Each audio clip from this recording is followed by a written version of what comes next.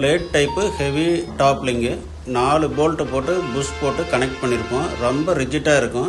இது ஃப்ரேமை ட்விஸ்ட் பண்ண விடாது. இது ரொம்ப ஹெவியானது. டல்லா எண்டு பிளேட்டு 8 mm திக்னஸ்ஸு, அகலமாக இருக்குங்க. ரொம்ப ஹெவியாக இருக்கும். லெஃப்ட் சைடு ரைட் சைடு ரெண்டுமே 8 mm திக்னஸுங்க. ரெண்டு பக்கமே நல்லா ஹெவியாக இருக்குங்க. ஸ்கொயர் டைப்பு இந்த மாதிரி மேல் பக்கம் ஃப்ளாட்டாக வர்ற மாடலில் கொடுத்துருப்போங்க. இது வந்து ஃப்ரேமுக்கு ரொம்ப ஸ்ட்ரென்த் கொடுக்கும். அவ்வளோ ஈஸியாக ஸ்கொயர் பைப்பு கிராக் கூடாதுங்க. அந்த ஜாயிண்ட்டில் வந்து கிராக் கூடாதுங்க. ஃப்ளாட் டைப் டெப்த்து ஸ்கெட்டுங்க. இது டெப்த்து நல்லா கண்ட்ரோல் ஆகுங்க. இது ஹெவியான ஸ்கொயர் டைப் டோருங்க.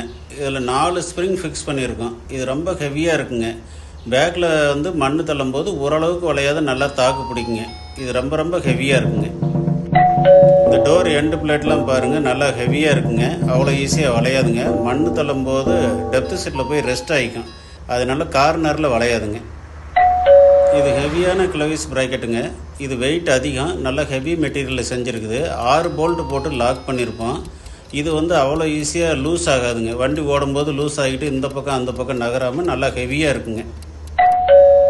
இது ஸ்டார் கப்புங்க. Oil type. டம்மி சைடில் ஆயில் டைப்புங்க. நாங்கள் கொடுத்துருக்கிறது பெட்டர் ஹெலிக்கல் ஆங்கிளுங்க. இதனால் வந்து ரொம்ப ஆழமாக இறங்குங்க. லோடு இல்லாமல் ஓடும். எவ்வளோ கடுசாக இருந்தாலும் இறங்குங்க. இந்த கியர் பாக்ஸ் தான் இருக்கிறதுலே ஹெவியஸ்ட்டு 1323 கியர் பாக்ஸ்ன்னு சொல்கிறதுங்க. இருக்கிற கியர் பாக்ஸில் இது தான் ரொம்ப ஹெவிங்க. இது வந்து எந்த பிரச்சனையுமே வராதுங்க. ரொம்ப ஹெவியான கியர் பாக்ஸுங்க. இந்த ஹெவி பேக் டோர் வந்து ஸ்கொயர் டைப்பில் இருக்குங்க. இது வந்து டோரோட சைடு எண்டு பிளேட்டில் ஓட்டை போட்டு வெளியே கொண்டு வந்திருப்போம். 6 இடத்துல இது ஃபிக்ஸ் ஆகிருக்குங்க. அதனால் வந்து நல்லா ஹெவியாக இருக்குது.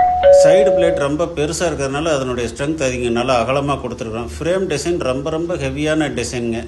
இந்த சைடு பிளேட்டையும் பாருங்கள், நல்லா ஹெவியாக இருக்குங்க. ஃப்ரேம் வந்து ஸ்ட்ரக்சர் ரொம்ப ஹெவியாக இருக்கும்.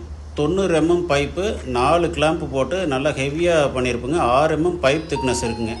கியர் பாக்ஸ் அவுட்புட் பைப்பும் பார்த்தீங்கன்னா 6 mm திக்னஸ் இருக்குங்க. ஹெவியாக 90 mm இருக்குங்க. ஸ்டாண்டு கொடுத்துருக்குறேங்க. எல்லா சமயத்துலேயும் அது யூஸ் ஆகும். ஹெவி ஆர்டி ஹவுசிங்க. ரோட்டாரோட 8 போல்ட் போட்டு லாக் பண்ணியிருப்போம். பிளேடு ஹை குவாலிட்டி பிளேடுங்க. வாரண்ட்டி பிளேடுங்க. வளைஞ்சா கிராக் ஆச்சுன்னா வாரண்ட்டி உண்டுங்க. ரொம்ப ஹை குவாலிட்டி டைட்டானியம் மெட்டீரியலுங்க. பிடிஓ சாஃப்ட்டு, வாரண்ட்டி பிடிஓ சாஃப்ட்டுங்க. ஹெவி பிடிஓ சாஃப்ட்டுங்க. யோக்கு கிராக் ஆச்சுன்னா வாரண்ட்டி உண்டுங்க.